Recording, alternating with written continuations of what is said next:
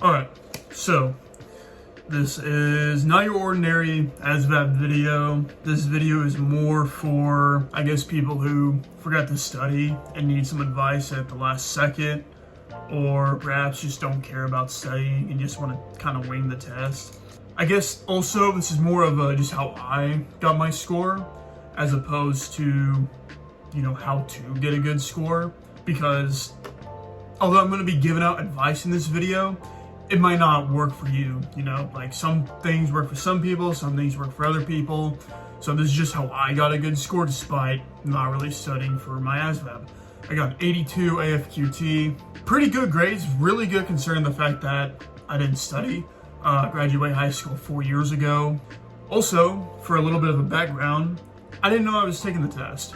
So just like everyone else, my recruiter was like, hey man, you're gonna take the PICAT first as sort of a practice, and then afterwards you'll take the ASVAB. And I was like, okay. So I went to the office, took the PICAT, got a 68, which is above average. So I was pretty happy with that. And he was like, you can either do the verification test, only 30 minutes, or you can take the actual ASVAB and kind of run the risk of getting a higher or lower grade. And I thought, 68 is pretty good, so I'm just going to stick with the 68 and do the verification test.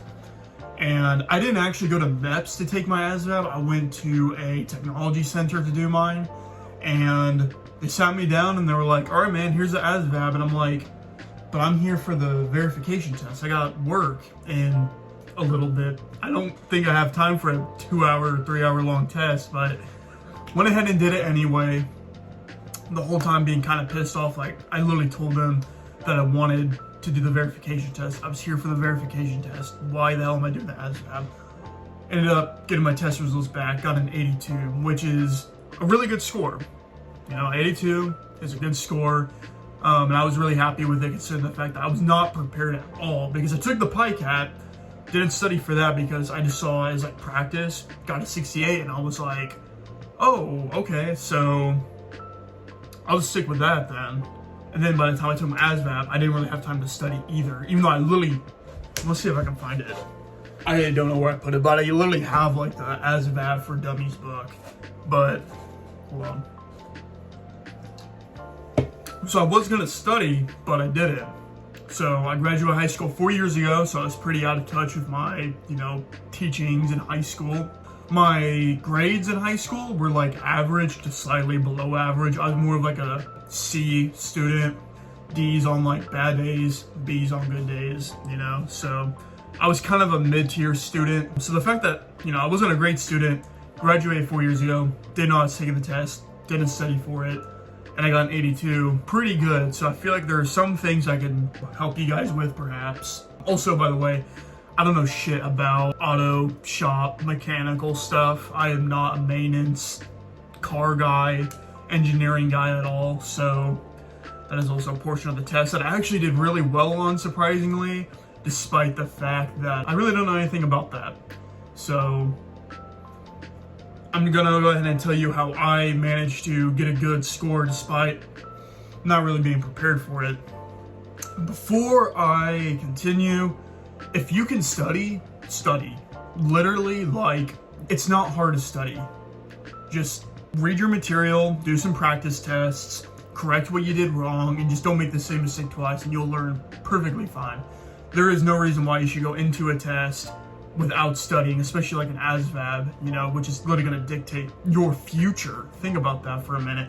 This test is what's going to determine what kind of jobs you get or what kind of jobs you're eligible for. Really think about that before you take the test. Take it seriously. This is literally your future. If you could study, definitely study. On the topic of studying, there is a misconception that whenever you study, people get frustrated when they're not learning. They're like, oh, I keep getting the same problem wrong, or like, I'm not learning anything, I suck. And it's like, being bad at something is kind of a prerequisite to being good at it. So like, if you're struggling with a current subject and you just keep getting shit wrong, you feel like an idiot, understand that the frustration you feel is literally your brain changing and adapting to learn something new. So next time you feel a frustration of trying to learn something, understand that that's literally your brain kind of changing its chemistry to adapt to like new information. So that frustration you feel, actually a good sign, and a good sign that you're probably learning more than you think you are. So before I start anything else, study, please. It is literally going to dictate your future. In my case, didn't know I was fucking taking it, so, you know, it's whatever. I guess I also kind of winged it, so bad on me. The number one advantage you have on this test is that it's multiple choice. If this test was not multiple choice, if it was like a written test, I would be screwed. I would have gotten an absolutely horrible score. But since every question on here is multiple choice, it makes everything so much easier. And that even if you were to totally guess, there's still a chance you could get it right, you know, because there's only 4 answers. That is your biggest advantage. Do not underestimate the power of multiple choice, because there are certain ways you can kind of hack the equation or problem in order to get the right answer, since it's multiple choice. So like the most common one is you have a list of 4 answers. Usually in that list of 4, there's one answer that's like totally wrong, you know, that one you can kind of write off. And then usually the rest of the answers stem from the one correct answer. So let's say you have answers 5, 50, 500. 5 is on the lower end, lower than probably what the right answer is. 500, well above 5 and 50. So they both kind of stem from 50, if you get what I'm saying. That is like a last-ditch effort. That is like if you have to guess, then like guess smart, you know? Kind of see like what the answers have in common and just find like the most common denominator. And usually you'll see, oh, answer C shares the most with these other answers. So it could be answer C. But that is like if you have to guess and you have no idea what the right answer is, and like that's how you're gonna guess. Also, when you're answering the questions and solving the equations, be patient. I was like the last one in my sort of computer room to finish the test. And they are timed, so like you don't want to take too long, but don't rush it, you know? Like take your time. You'll probably end up getting a better score if you actually take your time with it. Don't rush yourself, but obviously you don't want to waste time. For math, this is the one that a lot of people struggle with. It's probably the one that I struggled with a lot too, because I graduated high school 4 years ago.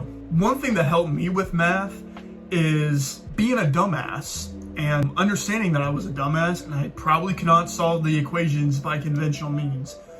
When it comes to solving mathematical equations, there's a process to it that they expect you to follow. If you don't know how to do that shit, you literally just have to make do. So like, for example, some math equations will have you do 56.7 divided by 8.8, you know, and it's like, how, I don't know how to divide decimals, bro. Like, I don't know what I'm doing, but I may not know what 56.7 divided by 8.8 is, but I do know what 56 divided by 8 is, which is 7, I think. Yeah, 7. So that's sort of how I went about it. So like I would kind of round up the numbers to like where I could actually solve the problem, since I am a dumbass.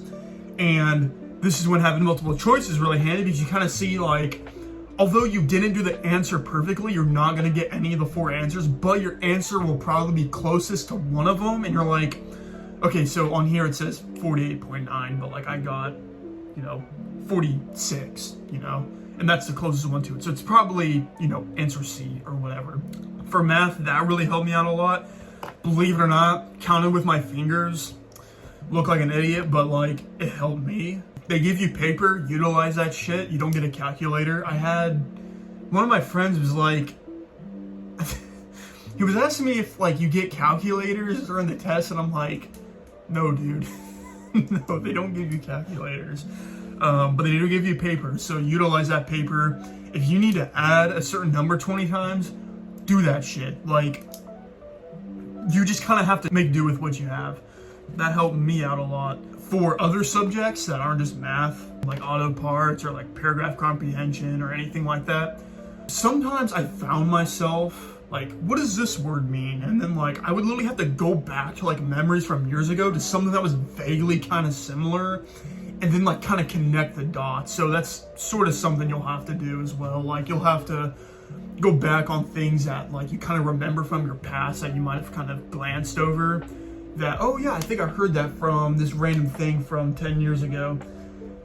And like I said, dude, all of this is if you just did not study, don't want to study, or like this is like a last second thing. So if you can study, you won't need this shit. You won't need this advice. But this is what helped me get my score despite not being able to study or not studying. So you'll have to like pull back sort of like vague memories that can kind of be, you know, usable now. And like I said, the fact that it's multiple choice will steer you in the right direction. So you're looking at all your answers and you're looking through all of them like, oh wait, it might actually be that one, because although I remember this thing, I now remember that it was actually this thing that I see on the test, on this answer. So it being multiple choice makes it actually plausible that you can get a good score without knowing what the fuck you're doing. If you're an active student, particularly 10th and 11th grade, this shit's gonna be super easy for you, except maybe like the auto shop stuff.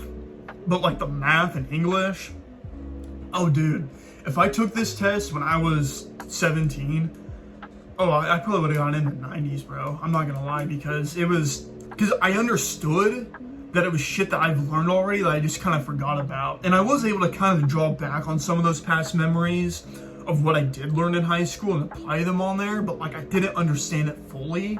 So I had to kind of like make do. But if you're in school, you'll probably be just fine. Like 80 minimum if you're in high school and you're like paying attention in class and doing your homework. If you're like my best friends, one of them didn't really pay attention as much in school. He struggled on his ASVAB, so pay attention in school. If you're in school, pay attention. You'll probably be pretty well off. Now, if you've been out of school like me, there is a chance that you'll have additional wisdom that you can apply to the answers. So like, you may not know the right way to do it, but like you've kind of lived enough life that you can think of other ways to solve the problem, and you know, your brain's more developed, you know, especially if you didn't do drugs or anything that like inhibits your brain function. So utilize that wisdom if you can, especially during like the auto shop stuff. I figured that's kind of stuff that older people would be better at because they've lived more life. And I think that's it. I understand an 82, it's not a 90, it's not a 99, but it's a good score, and it's an especially good score as someone who did not study and like is a dumbass. So that is my advice. That's how I got an 82 as someone who didn't study. Hopefully you don't need this video. Hopefully you're just a smart cookie and study and do what you're supposed to. Like I said, with the studying part, it's gonna be frustrating. It's totally normal. You being frustrated is literally your brain chemistry changing to adapt to new information. So hopefully this video is helpful for you. I'm not saying this is how you get a good score. I'm just saying this is how I got a good score. So don't see this as like I am at a level of expertise. It's like, no, this is just something I did. Maybe some stuff that might be helpful, maybe, to people out there. Expect more Air Force videos in the future. I'm not really a YouTuber, so like, I don't care if you subscribe or like my video. This is more like just me having fun, so, yeah. Have a good one, guys. Take care.